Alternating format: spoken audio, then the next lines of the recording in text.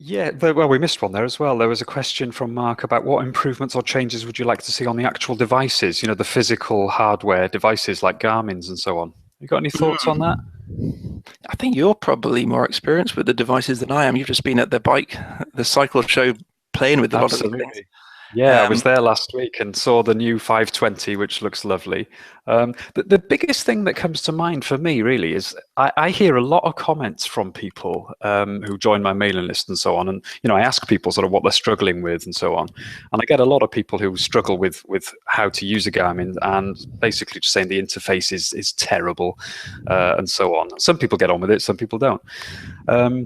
One thing I'd like to see, and I don't know if it'll ever happen, I don't know if it's just a pie in the sky thing, but is some sort of open source hardware development where basically they could release some hardware which has got all the bits in it that you need, but then release it open source so that geniuses like yourself, Ben, and colleagues around the globe who are interested in these things can develop a sort of crowdsourced solution. They do it on phones, don't they? You can download different versions of the operating system on your Android phone, for example. There's all sorts of splinters of things like that. And I just think some sort of open source operating system for a bike GPS would just open things up in a fantastic way. I don't know if it's a naive thing to think, perhaps it would never happen for commercial reasons. Yeah, like Canyon, Canyon have made the little GPS device, and that's based on Android Wear, I think, which is kind of going that way. And even Garmin have got the Connect IQ. So I've got an Epix watch on now, and you can build widgets and apps and data screens for that. So the possibility is there now to kind of do that. And one of the things which I would like to see on potentially on these devices, and I was thinking about this, and everyone idea I came up with, I then searched Garmin site, and it's like, oh, no, actually they do that already. Things like I want to see phone notifications on there. Okay, the 520s or whatever, they all do all that. Yeah. So because I'm using an 800, that I'm a bit behind behind the curve on it. Yeah, me too. But one thing I would like to see is some kind of spark line against power. So I use 3-second power and 30-second power. And that's what I look at when I'm going up hills or time trialing. They're the only numbers I look at, really. My cadence as well a little bit. And but usually you're just glancing down at it, unless you want to be like Chris Froome and you're just looking at it continuously.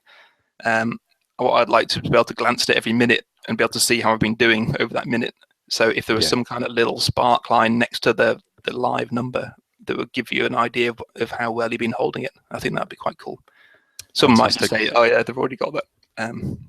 Yeah, sure. Cool if they have. Sure.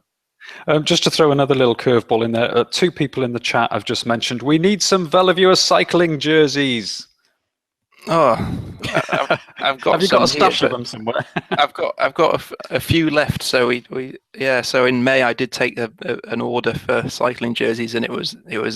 I was saying to Alan before, it took so much logistical time and for me to actually sort out taking the payments and mailing them out and all that kind of stuff, that actually I'd rather be spending the time working on the site. But I still do have some spares, so once I'll put a list up of what I have, and then I can. This is a good opportunity for you to get rid of the remaining stock. I think there's a few people there very interested. Yeah, go for it. So just keep an eye on Facebook and Twitter, and I'll mention it at some point when I find the time. We've got a couple of slides left with some more questions on, and we are rapidly approaching up to 8:30. I mean, I'm okay to go over time if you are, Ben, but we don't want to keep people all night. So did we cover the Veloviewer score, Kudos Index, Explorer score, and Eddington number and all those? Just one thing I will show on that. Okay. So for the people who haven't seen it, Eddington number, the Kudos, the K-index, which is something I've made up. So an Eddington number is something which is established. Someone a number of years ago came up with this concept of it's how many days you've ridden a certain mileage. So I've ridden 51 miles on 51 occasions, and for the metric people, there's a metric equivalent there, which doesn't. It's not a conversion because it's 74 times. I've ridden 74k, which is very different to 51 miles 51 times. And the K index is exactly the same. It's how many times you've had kudos. So I've had 34 or more kudoses on 34 or more activities. And if you hover your mouse over the Eddington number there, it tells you how much more you need to do. So if I want to improve that by 1, people think that oh, I just need to ride 52 miles once and then I'll get a 52 Eddington score. And that's not necessarily the case, because you have to have, if you've done 51 miles lots of times, then you actually need to do it more times than that. So it says there, I need to ride 52 miles 5 or more times to be able to up that to 52. I've got the Explorer score here. So this was something to try and motivate people who go out, just want, it's not about speed, it's not about anything like that, it's just about getting out there and discovering new places, which is why that's why I ride a bike. I want to get out and do stuff. So I've covered 2,000 tiles. So if I flick over, I'll open up the segments tab here as well. No, it's not the segments tab, it's the activities tab. I'll just let that load up there. So what this does is, if you turn a map on, you can see your is it going to load up? Oh, it's coming slowly. So if I zoom right in here to around where I am here, and then click this Explorer tab here. So basically what that Explorer score is doing is it's all these green squares. So I've covered 2,000 of these green squares. So if I want to improve it, then I go all these places I've not been, and I can improve that score and go head in these little zones here. It might mean that I need to go running a bit, or walking, or mountain biking, or something to go and fill things in. So that was the idea behind that. I only recently discovered that bit myself. It reminded me of the, there was an app, wasn't there, sort of last year or the year before, called Rider States. Did you come across that one? No. Okay, it was basically an online game around exactly that principle, where the map is divided into tiles, and you sort of conquer tiles, a little bit like Foursquare, I suppose. Was it? I don't know. And the frequency, you know, if you're riding through zones every day, you're sort of the boss of those zones, if you like. So there was two elements to it. There was like controlling the map and just that general coverage of like your Explorer score, really. And it was live for about, I don't know, 9 months, 12 months. And then for some reason, I guess they just couldn't sustain it and it folded. It was a shame, because it was a nice concept. Yeah. Anyway. Yeah. So the other thing which I just added today is this streaks. So this is definitely much more popular for runners, but there's no reason why it doesn't apply to cyclists as well. As you can see by my stats, I'm very bad at doing streaks. So my biggest streaks are 4 days. So basically a streak is consecutive days doing activity.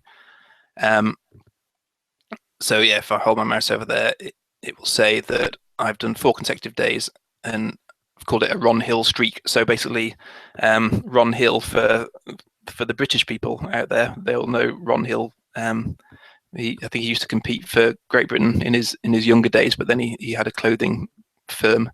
But what he's very famous for is having a world record for the longest streak for running.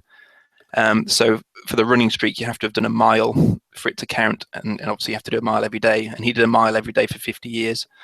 So that's going to be a very long list. He didn't Strava it, so I don't know if it counts because it's not on Strava. But even so,